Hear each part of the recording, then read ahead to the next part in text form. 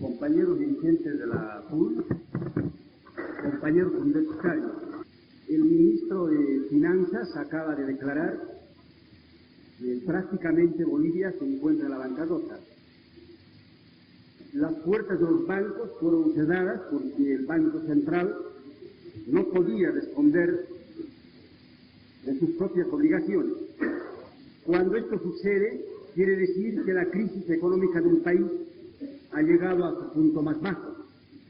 Ustedes saben, amigos universitarios, que la crisis económica es el anuncio de que las fuerzas productivas de la sociedad han llegado a rebelarse de manera vigorosa contra el régimen de la propiedad privada imperante y contra todas sus instituciones. De una manera general, cuando esto ocurre, se dice, al menos en el marxismo, que se ha iniciado la época de la revolución social.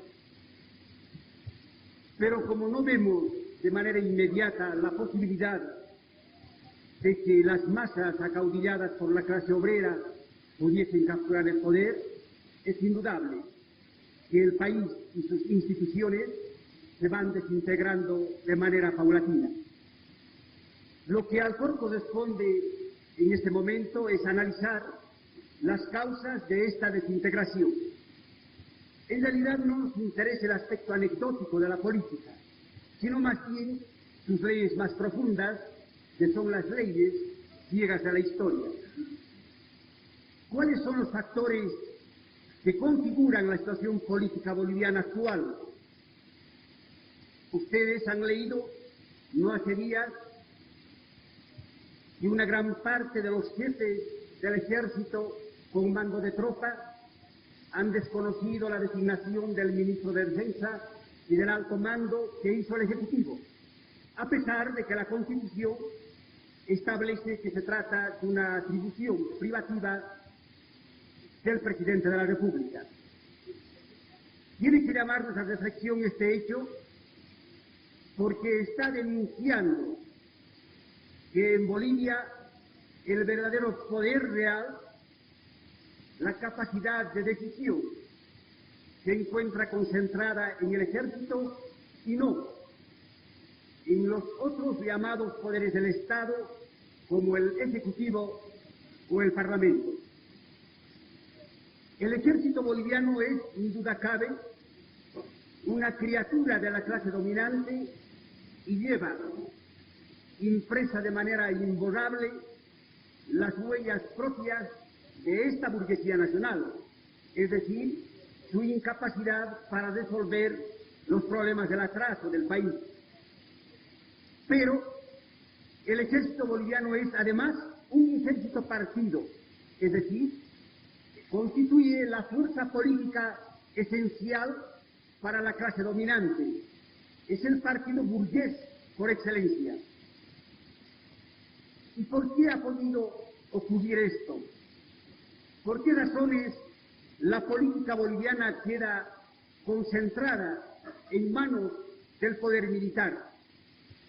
En realidad es una de las consecuencias de la caducidad de la burguesía nacional, que a lo largo de muchos decenios y después de ver frustradas muchas experiencias, no ha podido arrancar al país de su secular atraso y no ha podido cumplir las tareas democráticas que hubiesen permitido a Bolivia estructurarse como un país capitalista. Esta crisis de la clase dominante, se traduce en la disgregación de los partidos políticos nacionalistas civiles.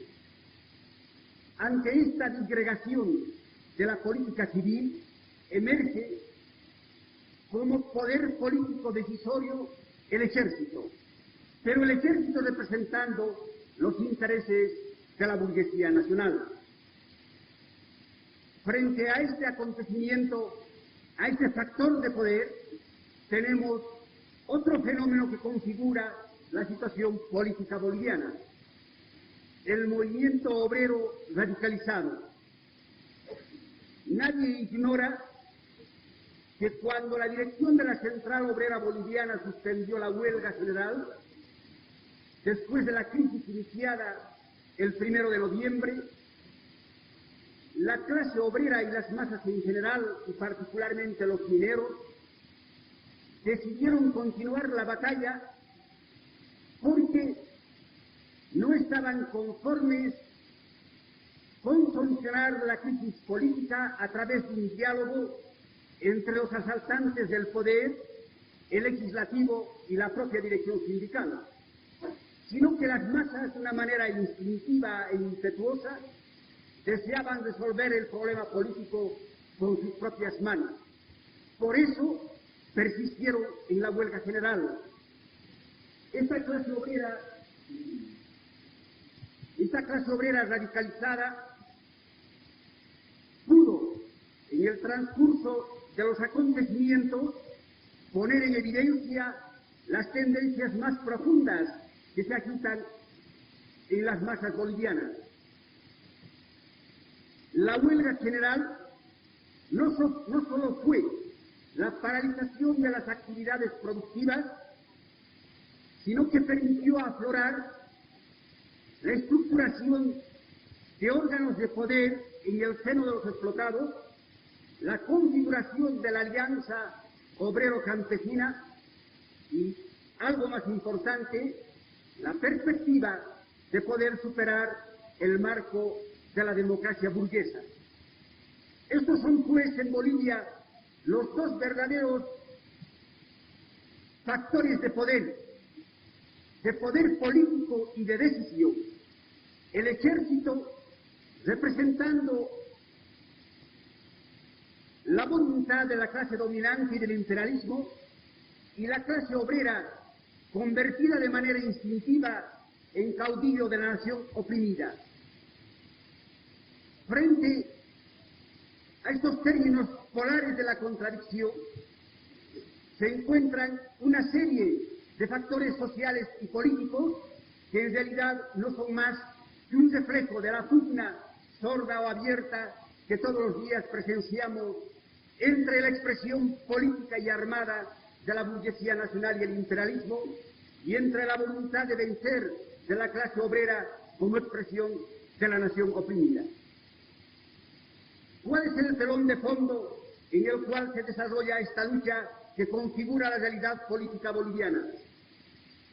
Ni duda cabe que estamos viviendo todavía los últimos momentos de la caducidad del nacionalismo burgués.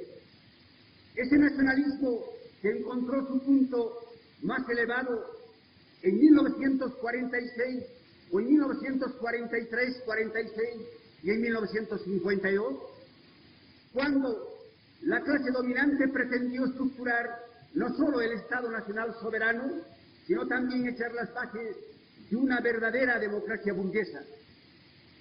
La frustración de estos intentos de transformar a Bolivia dentro del marco capitalista ha generado, ni duda cabe, un nuevo eje que está al margen de los verdaderos esfuerzos que hace la clase dominante para poder inaugurar en el país un largo periodo de desarrollo capitalista independiente. Ese nuevo eje es en realidad la lucha entre el fascismo o el socialismo. Parece sorprendente que en un país atrasado como Bolivia, que no ha pasado por la experiencia del Estado Nacional soberano y que no conoce la experiencia de la democracia formal, se plantee de manera tan evidente la contradicción entre socialismo y fascismo. Es decir, que en un país tan atrasado se concentre de manera tan poderosa la contradicción que domina en escala mundial bajo la época predominante del capitalismo. ¿Cuáles son los indicios de la caducidad del experimento democrático burgués? La frustración de la reforma agraria, que ha concluido en el minifundio, que se ha convertido en el obstáculo más poderoso para el desarrollo de las fuerzas productivas en el agro. la bancarrota de la nacionalización de las minas y del sector público de la economía, que no puede sobrevivir como sector nacionalizado en medio de una economía de corte capitalista, y la imposibilidad o inviabilidad de la estructuración de la democracia burguesa. Es la caducidad de este intento democratizante la que va a permitir que la contradicción política se desplace al choque sordo o abierto que todos los días observamos entre las Fuerzas Armadas fascistas o democratizantes y el proletariado, ya dueño de las calles o agazapado en las organizaciones sindicales.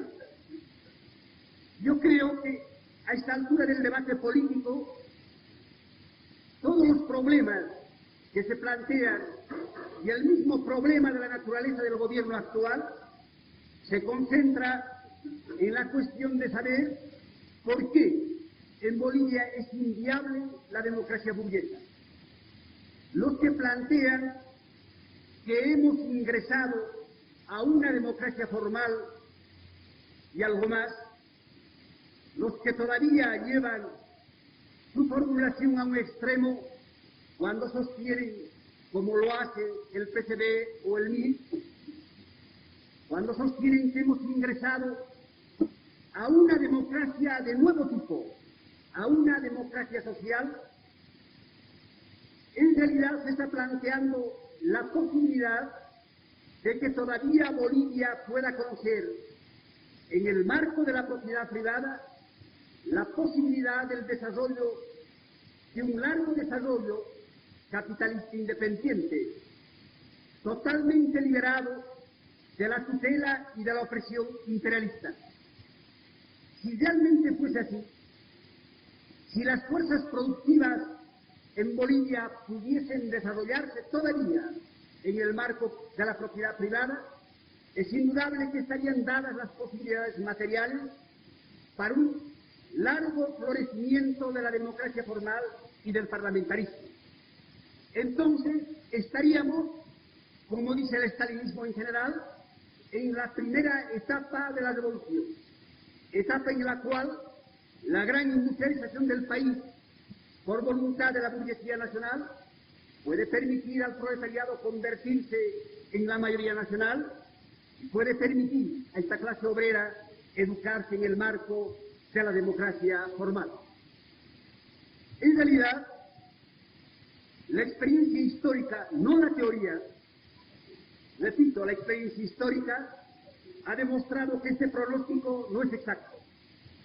Si el propio liberalismo no pudo en condiciones excepcionalmente favorables poner en pie una vigorosa democracia burguesa, y si el MNR, como caudillo de las masas bolivianas, de obreros y de campesinos, no pudo cumplir las tareas democráticas, en realidad estas experiencias están demostrando que Bolivia ya no tendrá la posibilidad de un desarrollo capitalista clásico, es decir, no conocerá un tipo de capitalismo independiente e integral.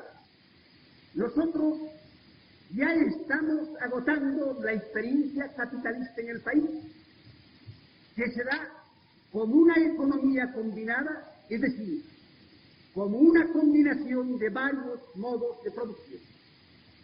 Así pagamos el alto precio de haber ingresado muy tarde a la economía capitalista mundial. De la misma manera que no conoceremos un desarrollo integral del país en el marco capitalista, y este desarrollo integral de la economía se dará a través de los métodos del socialismo, también no conoceremos el desarrollo de la democracia formal, y las masas conocerán la democracia por primera vez bajo la forma de la dictadura del proletariado.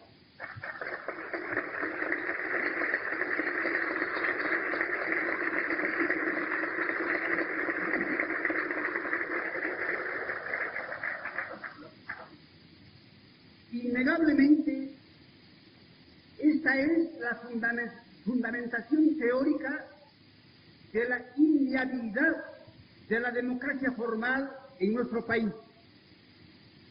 Pero existe un otro elemento que nos permite justificar y demostrar por qué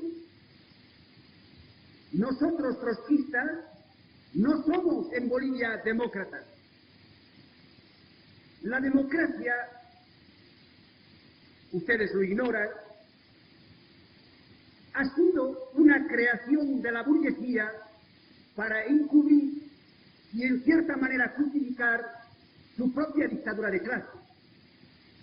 La democracia está basada a través de la libertad de empresa y de contratación en la explotación del proletariado. Esta elementalidad había que recordar a los izquierdistas que pretenden agotar sus objetivos en el marco de la democracia, es decir, en el marco de la explotación de la clase obrera.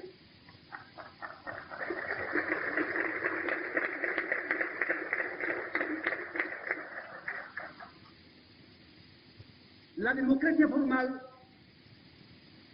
es una de las formas de gobierno, quien creyera, junto con el fascismo, del Estado burgués.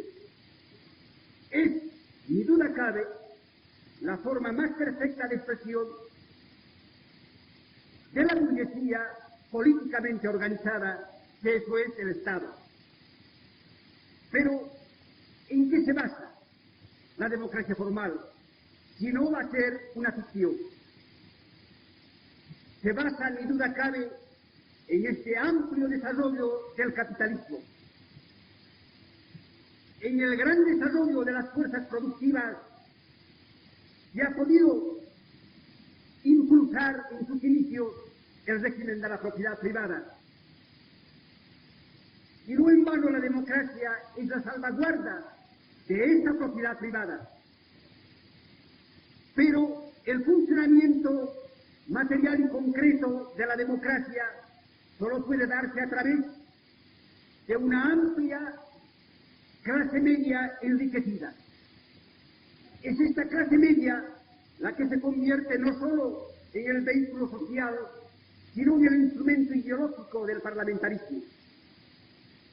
Es la clase media enriquecida la que, al luchar por sus propios privilegios y su pequeña propiedad, puede ser la que se opone a la convulsión social y la que abona el terreno para el desarrollo del reformismo y de la colaboración de clases. Porque no puede haber una democracia al margen del reformismo y al margen de la colaboración clasista. Esto está demostrando que la democracia solo puede darse en su plenitud como un lujo en los países enriquecidos a través del proceso de la producción capitalista. Son estos elementos materiales los que faltan en Bolivia. Nosotros no conoceremos la democracia formal porque no tenemos una clase media enriquecida, porque somos un país demasiado pobre, explotado por el imperialismo. Es la metrópoli, es nuestra explotadora la que puede darse el lujo de una democracia. Bolivia, por su pobreza, muestra una extrema agudeza en la contradicción clasista. Las aristas de las clases polares, la agudeza del choque entre burguesía y proletariado, no puede atenuarse porque no está presente esa clase media enriquecida. Preguntaríamos a la izquierda democratizante qué responde a estos argumentos que tienen relación con la estructura económica del país, con los factores objetivos que condicionan la política y las ideas de los hombres. En realidad, la izquierda boliviana ha cometido un equívoco en su planteamiento acerca de lo que entiende por proceso democrático. A diferencia de la concepción marxista, que considera la transformación democrática es decir, el proceso democrático como el cumplimiento de las grandes tareas nacionales y que ciertamente interesan a la burguesía nacional, en lugar de comprender la democracia como la realización de las tareas democráticas, es decir, como la realización del contenido de la revolución burgueso-democrática, nuestra izquierda circunscribe su concepto de proceso democrático al simple cumplimiento de las garantías constitucionales. Un orador dijo el día de ayer ante ustedes que él era partidario de la democracia porque tenía miedo a la persecución. En realidad, esta estrechez de miras está ya demostrando cómo en Bolivia no puede plantearse el problema democrático en toda su amplitud. Y ni siquiera en el plano teórico y político podemos en este país plantear la verdadera transformación democrática bajo la dirección de la burguesía, porque eso es imposible. Podríamos encontrar en la argumentación de la propia izquierda la comprobación de la inviabilidad de la democracia formal entre nosotros. Pero ¿por qué nos detenemos en este aspecto? Porque consideramos que constituye el meollo de la discusión política.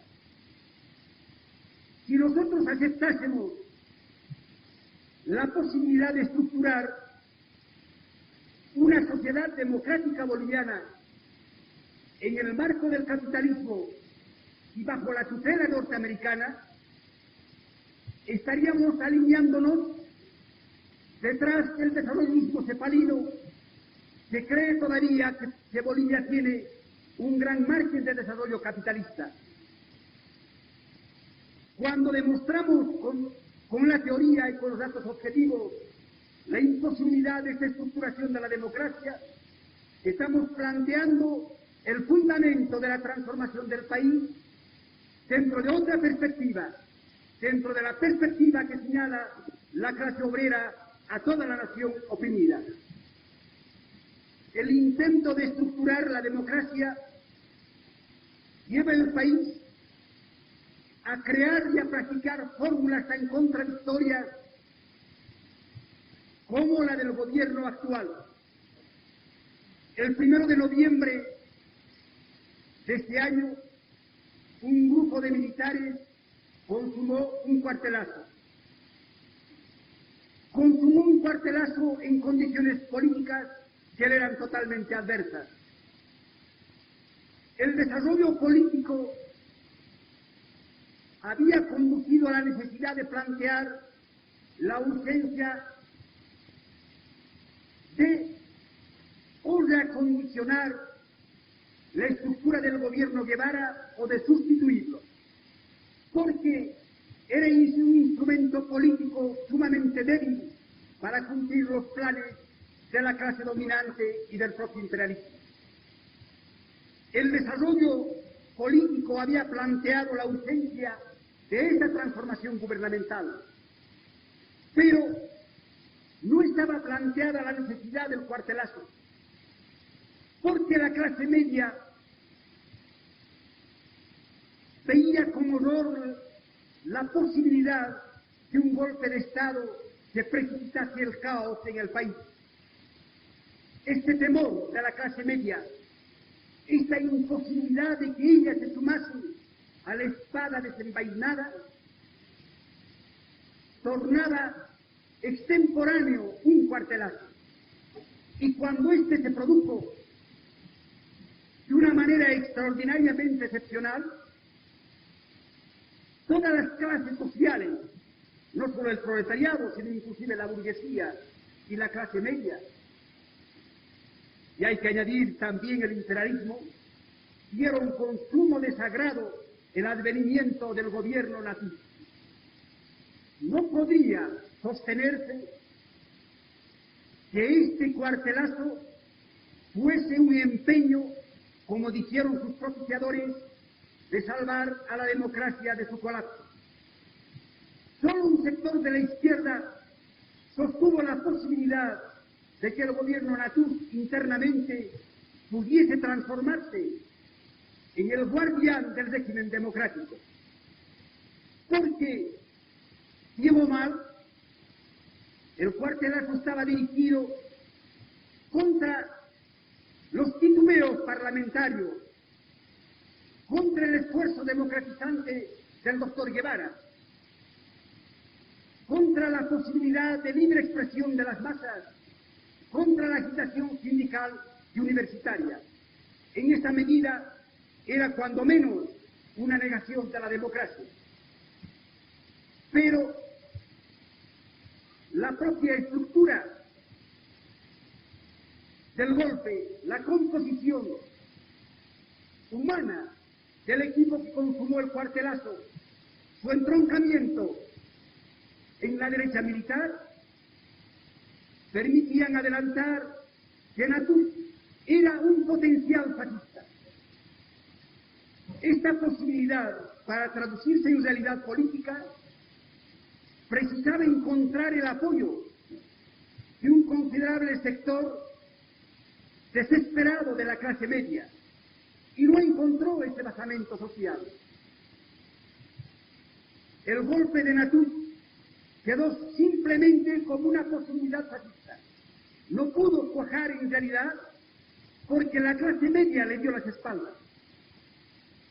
Pero no es la clase media, ni siquiera es el imperialismo quienes han derrotado a Natús. La crisis política del 1 de noviembre volvió a poner en evidencia que la política boliviana se resuelve en los cuarteles y en las calles cuando las masas se adueñan de ellas. La huelga general no solo que puso en jaque al grupo de conspiradores, de asaltantes del poder, sino que además, y esto es lo importante, abrió la posibilidad excepcional de que el proceso político boliviano pudiese ir más allá de la propia perspectiva democrática burguesa. Recordamos claramente que en el calor de la lucha las masas irrumpieron impetuosamente para oponer su resistencia a los dueños del poder, a pesar del obstáculo que encontraron en sus propias direcciones sindicales. Si nosotros no observamos y no explicamos por qué después del 1 de noviembre se dio de una manera tan aguda y tan patente la contradicción masas y burocracia sindical, no podremos explicarnos ni el presente ni el porvenir político. Cuando los partidos políticos concurrieron a la COP, encadenar sucesivas huelgas de 24 horas. La dirección sindical no comprendió que estaba abierta la posibilidad no solo de la victoria de la huelga general, esto debido a la extrema debilidad y aislamiento del gobierno, sino que estaba abierta la posibilidad de que la clase obrera tomase en sus manos la solución del problema político del país y impusiese su propia respuesta. La suspensión precipitada de la huelga general que tan tardíamente fue decretada, después de que el gobierno lanzó su medida de la ley marcial, del estado de sitio, etc., privó a la clase obrera a sacar todas las consecuencias de su propia victoria. Esa huelga había ya decretado la caída del gobierno Natús, pero la caída del gobierno no fue la oportunidad para que la clase obrera diese su propia solución política, sino que la solución se dio como el contubernio entre los golpistas, entre el gobierno que salió del golpe y el Parlamento que decía representar la voluntad popular.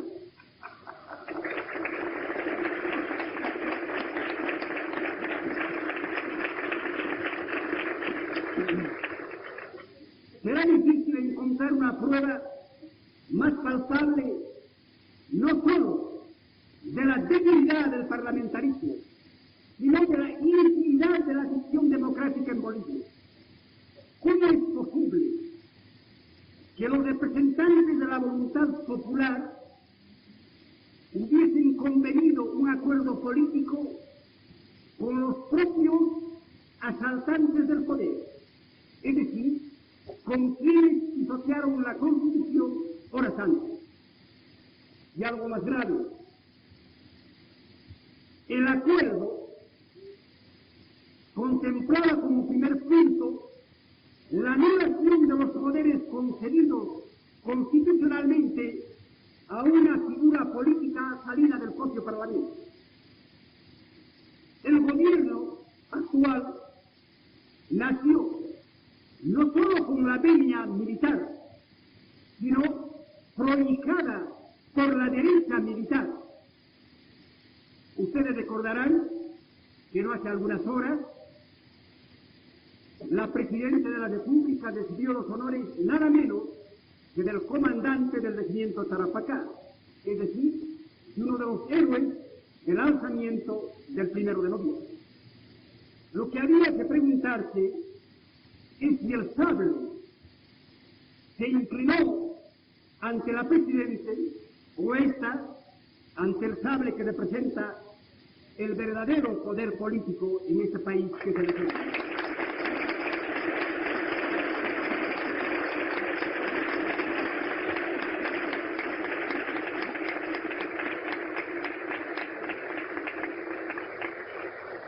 En realidad, el gobierno actual es en gran medida una ficción, porque bajo su tolerancia el sector de derecha del ejército ha desencadenado una verdadera persecución contra los llamados oficiales y jefes institucionalistas, es decir, democratizantes. El ejército va cedando filas, va ajustando sus cuadros para volver a retomar la decisión total de la política boliviana en el futuro inmediato y cuando las masas vuelvan a salir a las calles en su pretensión de imponer sus propias reivindicaciones, y esta vez las reivindicaciones salariales. Y hay que decir dos palabras sobre esta lucha fraccional del ejército. Ni duda cabe que la frustración del golpe de Natú ha precipitado una crisis en el ejército. Está escondida. Pero esta criatura de la clase dominante, este soporte armado del Estado burgués, no hace más que reflejar y expresar las propias contradicciones de la sociedad, las propias contradicciones de la clase dominante. Una gran parte, o la mayoría, de los jefes con mando de tropa corresponden a la mentalidad derechista de nuestra burguesía. Son los sectores pacifizantes. Una pequeña parte corresponde al otro sector de la burguesía, a la democratizante. Pero ninguno de ellos podrá ir más allá de lo que puede ir la propia burguesía en el cumplimiento de la transformación del país. La incapacidad del ejército en todas sus ramas, gorilas o democratizantes, no es más que el resultado de la caducidad de la burguesía boliviana. ¿Y qué es este gobierno? No solo por su nacimiento, no solo por haber nacido bajo la ala protectora del imperialismo, no solo por abandonarse en brazos de los Estados Unidos para resolver los problemas económicos, sino por su estructura política, por su origen. Es un gobierno de la burguesía derechista. Es apenas la mampara que encubre las maniobras del doctor Paz, que es el jefe del MNR, de la alianza política que timorea. Este gobierno derechista es además, de igual manera que lo es Víctor Paz, un confeso agente del imperialismo norteamericano. Y este es el gobierno que sirve a la sección democrática.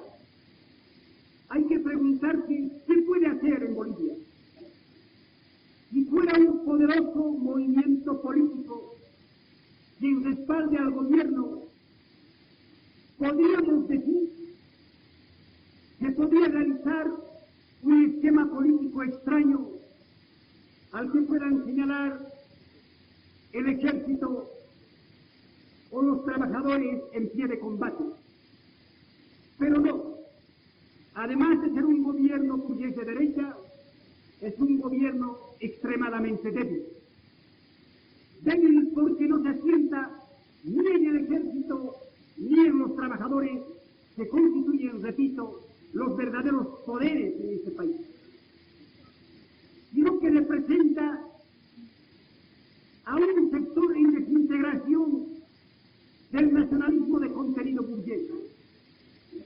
Representa la voluntad del MNR cuando el MNR ha caducado políticamente, cuando ya no puede arrastrar a las masas y no puede darle ninguna solución política de largo alcance. Este gobierno, así tan débil, pero en su debilidad expresión de los intereses de la burguesía boliviana, no puede menos que desarrollar una política conforme a los intereses empresariales y conforme a los intereses del imperialismo. El problema más importante que tienen los bolivianos ante sí es indudablemente el emergente de la grave crisis económica. ¿Cuál será la respuesta que dé el gobierno? No conocemos los decretos que seguramente dictará esta noche, pero podemos adelantar que de una manera inevitable las soluciones que dé el gobierno actual serán soluciones que tiendan a resolver la crisis económica sobre las espaldas de la mayoría nacional. Esto porque está obligado, como gobierno débil y burgués, a defender la propiedad privada y de los privilegios emergentes de este régimen económico y político. El manipuleo de los precios y de la moneda, haya o no haya devaluación, es decir, devaluación decretada. Este manipuleo de precios y moneda, de una manera inevitable, precipitará la caída de los salarios reales, o sea, de la disminución del poder adquisitivo de los salarios. Pero ni duda cabe que esta solución al problema económico chocará con una clase obrera que está alerta y dispuesta a luchar, con una clase obrera que no confía ni en el gobierno actual, ni en el Parlamento, ni en la democracia.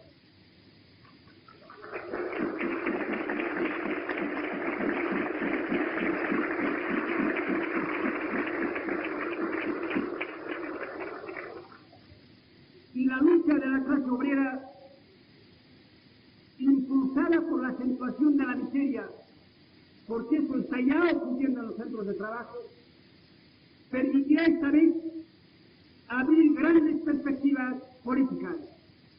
Y, como última parte de la disertación, apuntaré cuáles son, en concepto del foro, esas perspectivas del futuro político inmediato. La clase obrera tiene que vencer dos escollos: el escollo de sus direcciones tradicionales y el escollo de sus propias direcciones sindicales.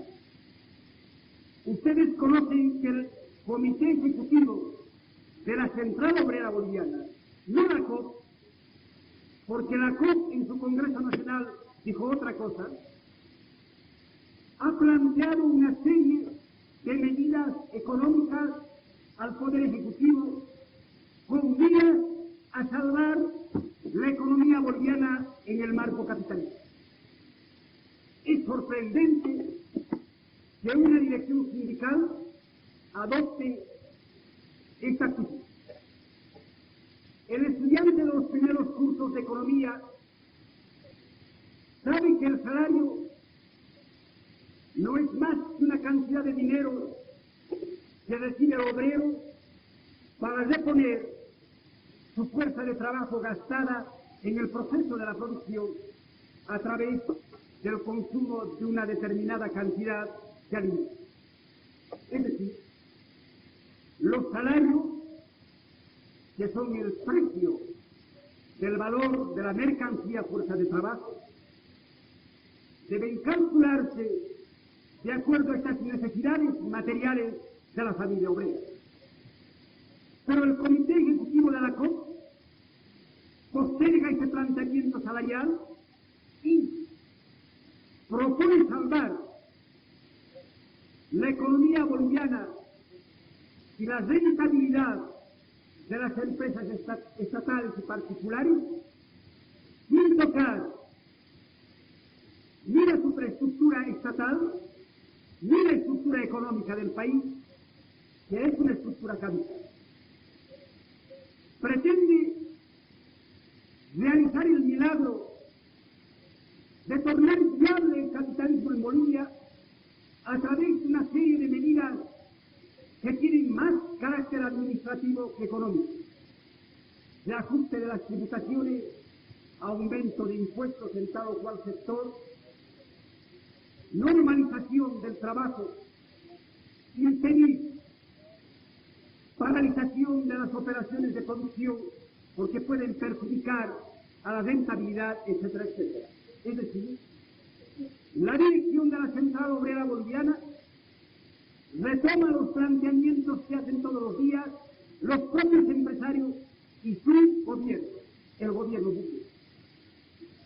Es indudable que esta actitud del Comité Ejecutivo de la COP tiene que constituir una especie de freno en la movilización revolucionaria de los obreros que tienen su propio planteamiento económico, luchar por un salario básico vital y por la escala móvil de salario, conforme acordó el quinto Congreso de la COP.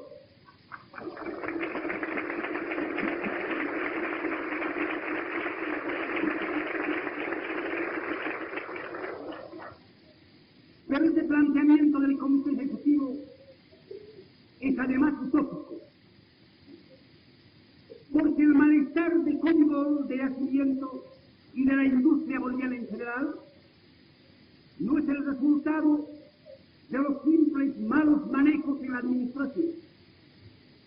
Acabo de leer una declaración del gerente de Comibol que dice que los obreros y los técnicos de Comibol se han distinguido por su gran capacidad productiva y que todo el malestar radica en la mala administración de los regímenes anteriores. Como si la administración de Comibol no pasase a través de los tecnócratas, como si los tecnócratas no reproduciesen la propia política de la burguesía nacional a la cabeza de las empresas nacionalizadas. El malestar de las empresas estatizadas no es un malestar coyuntural únicamente. Es cierto que la inmoralidad de la clase dominante puede agravar los problemas económicos. Esos problemas son problemas estructurales que no solo tienen relación con la desintegración de la economía capitalista mundial en su fase imperialista, sino que además se produce la tremenda contradicción de la economía boliviana de empresas nacionalizadas en medio de una economía de corte capitalista. Había que preguntar al Comité Ejecutivo de la COP cómo pretende armonizar la estatización burguesa de las empresas con una economía al servicio de los empresarios privados.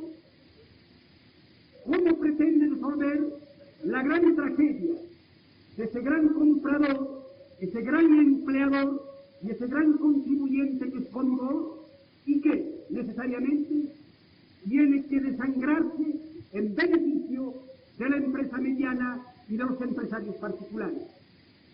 En realidad, el problema boliviano no se resuelve únicamente en la cuestión de llevar a las empresas estatizadas administradores honestos y capaces, sino que resuelve el problema de la dirección de clase del sector estatizado y privado de la economía.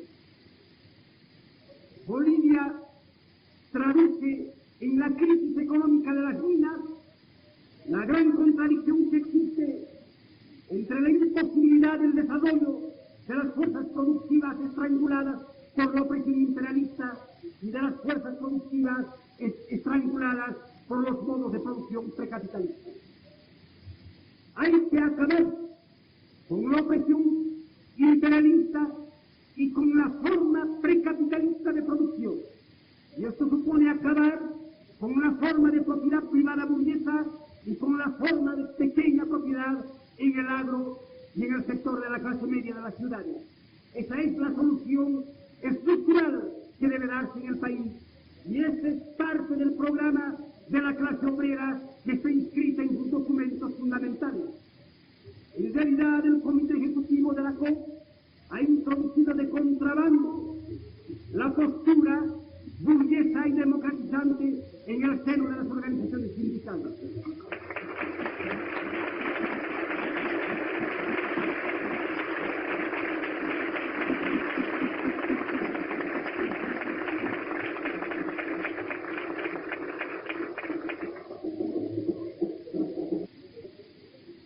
La clase obrera, si quiere realmente defender su salario y mejorarlo, no tendrá más remedio que pasar por encima de la llamada tesis económica de la dirección de la COP. Esto supone el dotarse otra dirección sindical, o mejor, obligar a la vieja dirección sindical a retornar al eje revolucionario. La lucha contra la burocratización de los sindicatos es una lucha sumamente ardua, porque es preciso romper con la tradición y con el apego de los obreros a su propia organización laboral. La unidad sindical no puede entenderse como un sometimiento a la burocracia laboral, sino que más bien tiene que entenderse como la unidad de los trabajadores en un amplio marco de democracia interna. El otro escollo que encuentra la clase obrera para poder cumplir su misión histórica y para poder luchar exitosamente por sus objetivos inmediatos, se refiere a vencer el escollo creado por su dirección tradicional, es decir, por la izquierda que se llama marxista. El año 1978 las masas se desplazaron de una manera inevitable hacia el polo burgués y pagaron así muy caro la imprescindible necesidad de luchar por la vigencia de las garantías democráticas.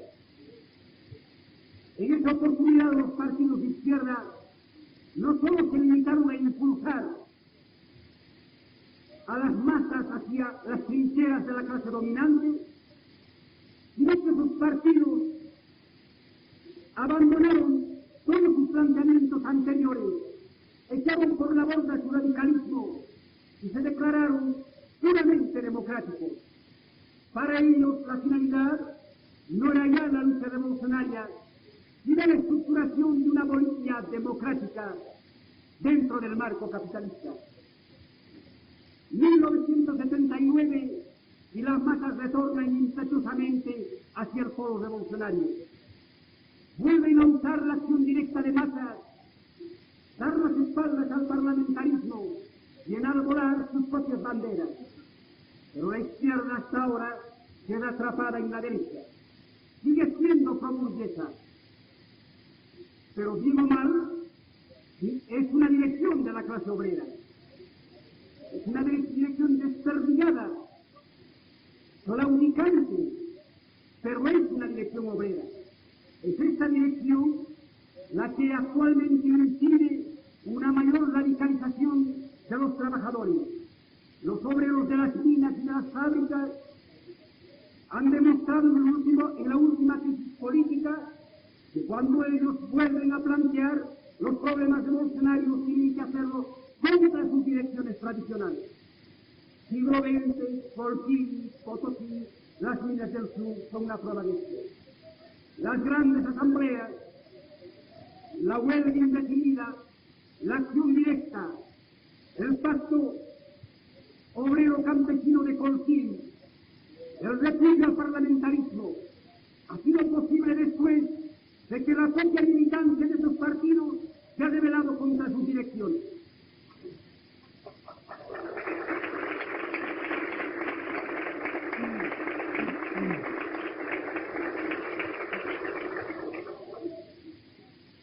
Cuando la izquierda se identifica con la burguesía democratizante, cuando esta izquierda ingresa a los frentes burgueses de la UDP y de la Alianza MNL, encuentra en realidad su cariño y no podrá salir de ella sino muy maltrecha.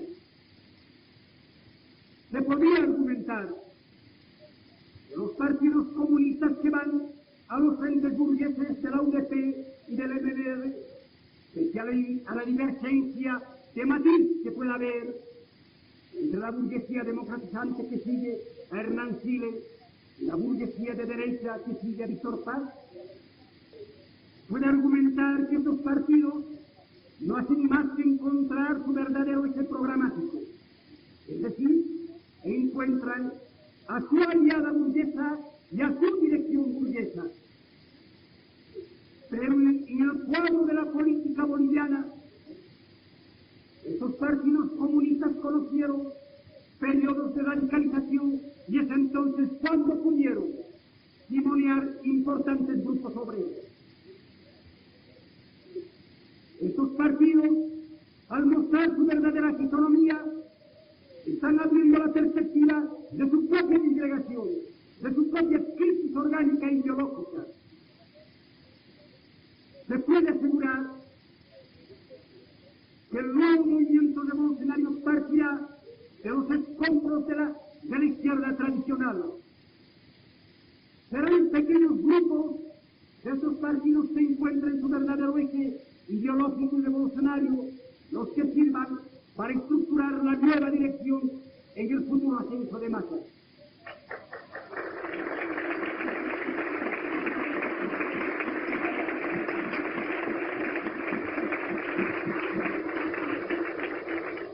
Existen grandes partidos populares de izquierda que han recorrido toda la curva de las posiciones radicalmente izquierdistas hasta el nacionalismo burgués. Y en este recorrido han logrado arrastrar a una gran parte de la clase media. Como consecuencia de la propia actitud contradictoria de sus direcciones, estos partidos presentan ahora profundas fisuras ideológicas. Uno de esos partidos es, sin duda cabe, el movimiento de la izquierda revolucionaria. Existe una izquierda dentro del MIR que puede transformarse en el eje central de la nueva estructuración ideológica del país, si esa izquierda tiene el coraje de ir al encuentro del marxismo revolucionario.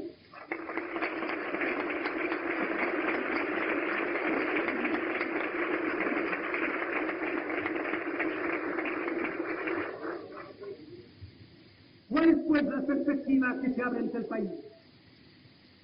¿Cuál es la perspectiva que ya se ha dado de manera germinal en la crisis que ha seguido a noviembre de este año? Se puede asegurar que las masas obreras ganarán en las calles para imponer un sustancial aumento salarial después que se conozcan las medidas económicas que, repito, de una manera inevitable irán a disminuir los salarios reales. Pero esta vez Sobre todo gracias al debilitamiento de la izquierda tradicional, la lucha no quedará limitada al problema puramente economicista, sino que de manera inmediata entroncará en la lucha política y volverá a encontrar las grandes tendencias que se agitan en el seno de las masas. Esa lucha será antiparlamentaria en su esencia, porque será la máxima expresión de la acción directa de masas.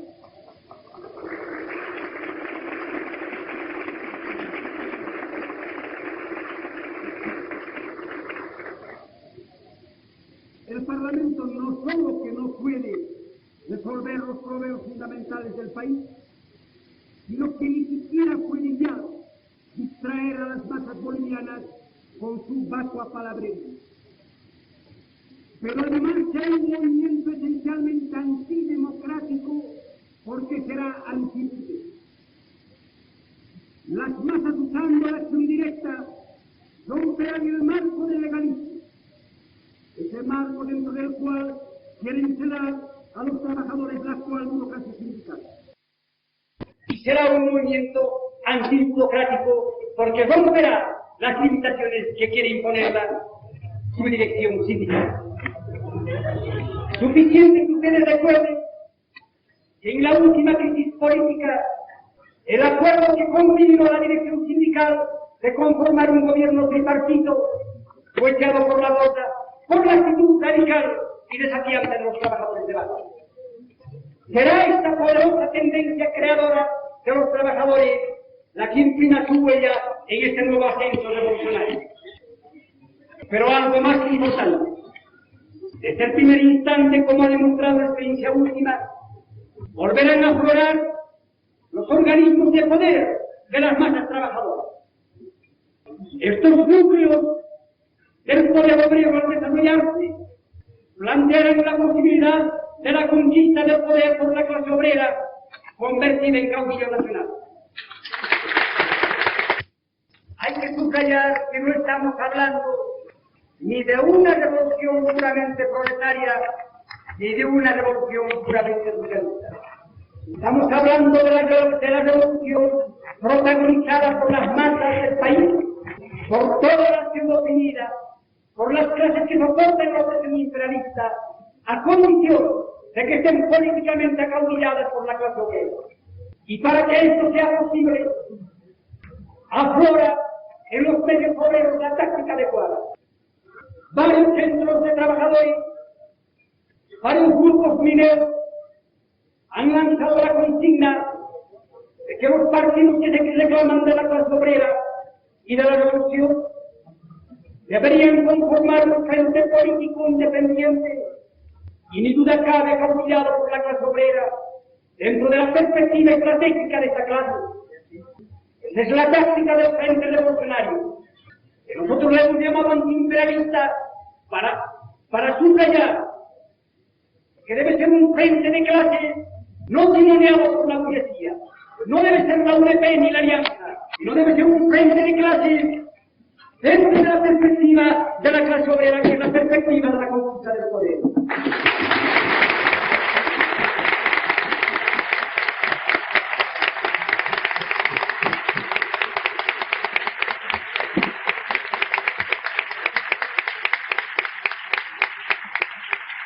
La Alianza Obrero-Campesina es la viga maestra de la estrategia revolucionaria. Y el proletariado no puede jamás tomar el poder sino que impulsada por la combatividad explosiva del campesinado. Esta alianza obrero-campesina se inscribe en el marco del Frente Revolucionario Antiimperialista. El Partido Obrero Revolucionario entronca en estas tendencias y tiene la absoluta seguridad de que el futuro pertenece a la clase obrera y le pertenece a él mismo. Gracias.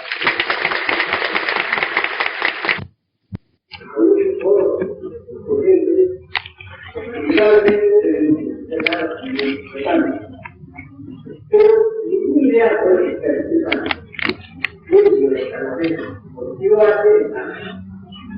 ustedes como universitarios seguramente han leído a Lea de Joya que la Revolución Rusa fue evitada en la capital de los llamados revisionistas, ni tampoco en la otra capital de los nuevos revisionistas. En esta historia primero, que fue posible la victoria de octubre por la acción política y militante de Lenin y Trotsky.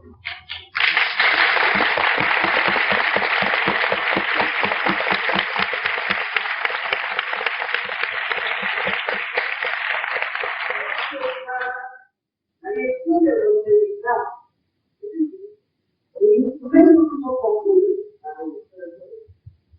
¿Cómo fue el grito de los golpistas y se aseguraron una victoria? Aseguraron una gran victoria.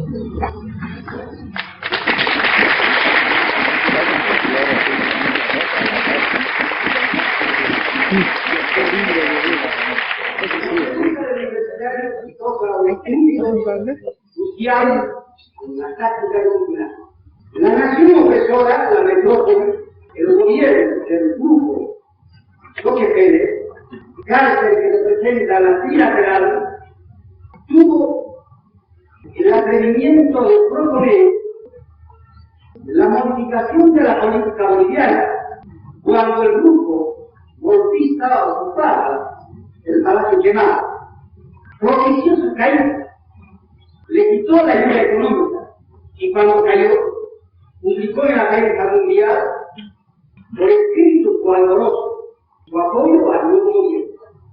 Este es un caso de intervención del imperialismo en la política interna del país oprimido, de la nación oprimida.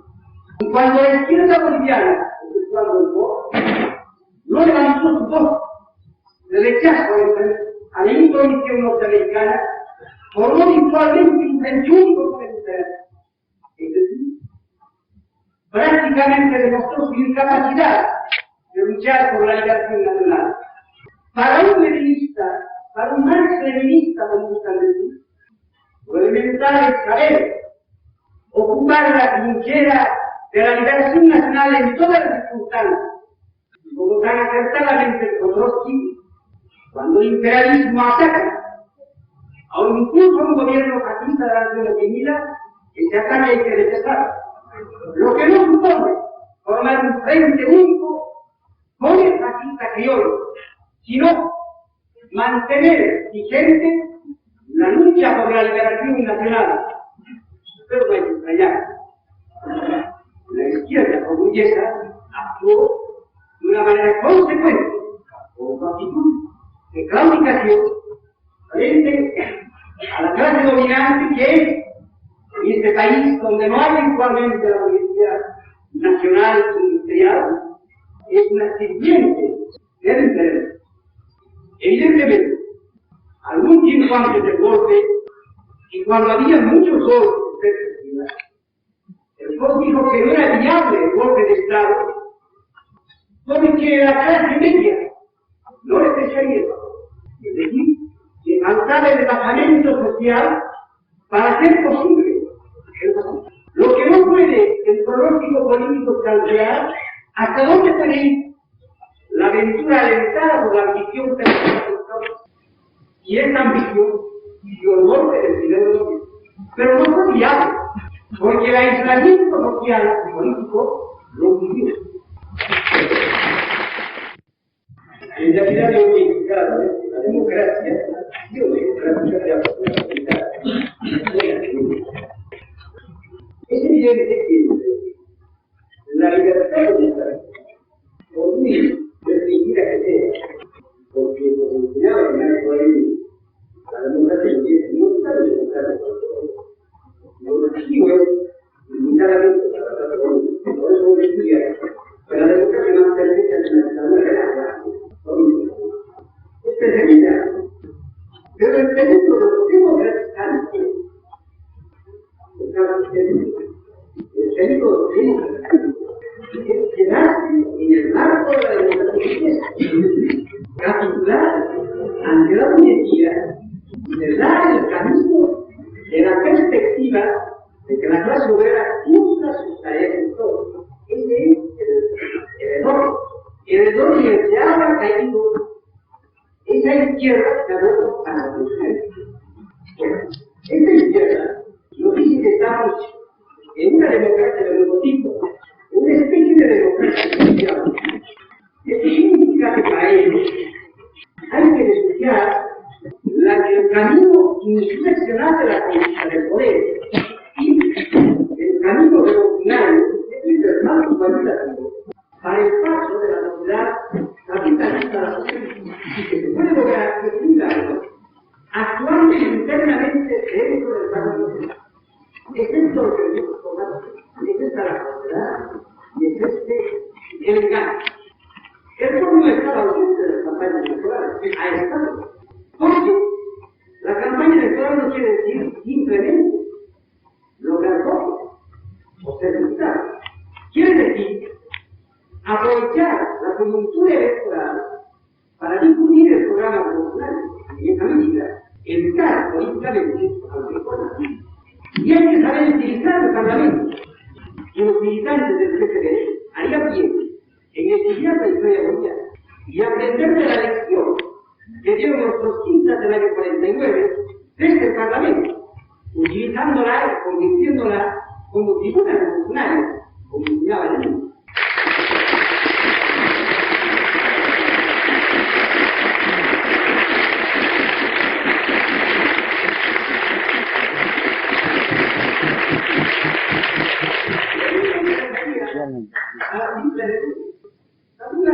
La denuncia honorable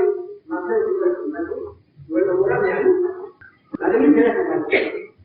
La tribuna revolucionaria quiere decir subordinar la acción parlamentaria a la acción de las masas, es decir, a la acción directa. Y no quiere decir el Parlamento simplemente usar los métodos legales y ilegales. Esa es la ley para el artículo concretamente. Esté dentro o fuera del Parlamento. Y eso es lo que ahora la sociedad. Ahora los parlamentarios llamados anarquistas y obreros lo que hacen es capitular políticamente ante la burguesía.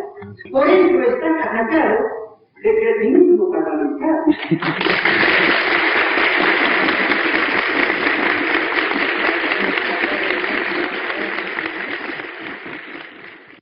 La historia del marxismo mundial es la historia de decisiones y de decisiones. Y Lenin fue un maestro revolucionario. Cuando se trataba de expulsar de los partidos a los agentes de la burguesía, y estaba bien. Así fortalecía el movimiento revolucionario. Porque también resistió. No solo, también resistió. Es un método de construcción del partido revolucionario. Hay que defender el programa de quienes se sitúan al programa revolucionario. Y eso no se puede hacer con contubernia con los agentes de la burguesía de los partidos revolucionarios. La crisis y la caducidad del esquema de la revolución democrática burguesa que significa el desarrollo del capitalismo en los países atrasados. Significa eso, es decir, el fortalecimiento de la burguesía como clase explotadora y como dirigente de las masas. Los presidentes que caen en el menchevismo sostienen esta tesis. La caducidad y imposibilidad de estos cuatro, este esquema, es la causante también de la necesidad social del mundo. Porque un partido no está en la lucha, está en medio de la lucha de clases.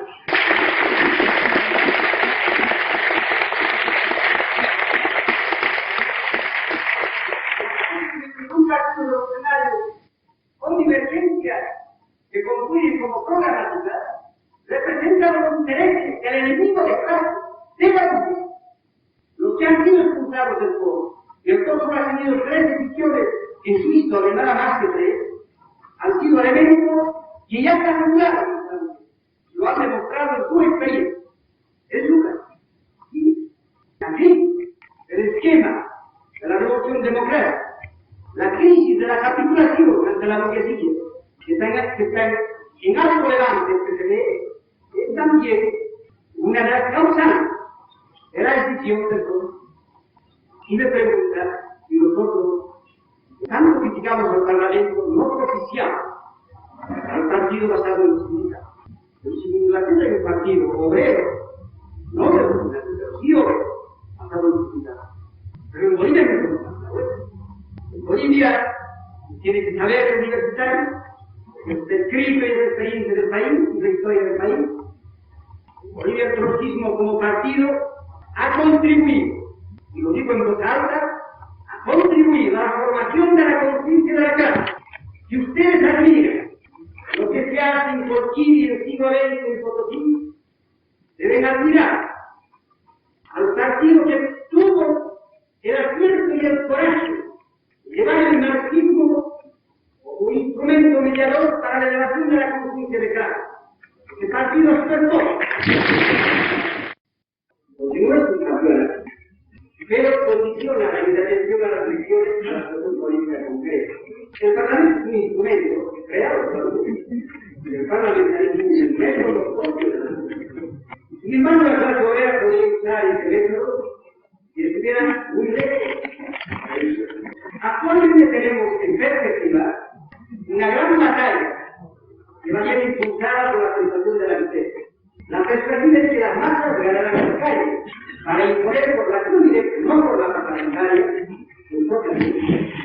Y es posible que la gran movilización revolucionaria supere el método parlamentario, que abra la perspectiva intelectual. En este caso, nosotros boicotearemos las elecciones por distracción. Pero ahora, decimos que yo tengo de la clase, nos preocupa cómo conseguir una mejora salarial, cómo defender la capacidad de compra de los salarios, cómo cumplir el acuerdo del quinto Congreso de la Cruz en materia económica. Por eso, ahora, no decimos de antemano, y nosotros intervendremos o no en elecciones. Puede ser que las elecciones sean inocentes y formen parte de la maniobra de la sociedad para calmar a los trabajadores. Entonces sí, decretaremos el boicot al Consejo Electoral. El Comité Democrático de los Países, en realidad, dejó de existir mucho, y por un pecado político. Nació sin una delimitación ideológica. Habíamos propuesto que ese comité se estructurara dentro de los principios de la tesis política de la. Sin embargo, la mayoría, creo que todos se pronunciaron en favor de que el comité comprenda a los frentes burgueses, a la UDP y a la IAA. Algo más, se intentó inclusive llamar a un representante del gobierno de la gran entidad federal. La experiencia ha demostrado que un frente de la naturaleza se convierte en un instrumento de la burguesía, no de la clase. En alguna forma se pretendió limitar al comando político de la COP y del mundo, en el año 70. Pero indudablemente fue simplemente un intento. No conservó ningún resultado. Un frente de la naturaleza debe partir imprescindiblemente de una severa definición programática y ideológica. Por se trata de la agresión que tenemos que sacar al gobierno nacionalista, religioso, reaccionario, migrante, nosotros al lado de ellos, contra el demócrata. Eso es lo malo, estimado amigo, olvidarse del programa de los. Nosotros propugnamos un bloque de las clases contra el plan, pero para derrotar al plan, no para gastar la cabeza ante él. El MDF inició un movimiento anticlerical y acabó el doctor Víctor Jara del punto de apoyo del gobierno adámico. Esta es una lección muy importante. Y la unidad de las clases, con el liberalismo está dirigida por la mujer o por los que representan los intereses de la mujer. La clarificación es segura. Propugnamos la unidad de las clases, para la economía política del proletariado. Y en este caso, aceptamos la presencia de los sectores de la burguesía y de su opinión a la línea política que puede asegurar la derrota, la victoria de la burguesía.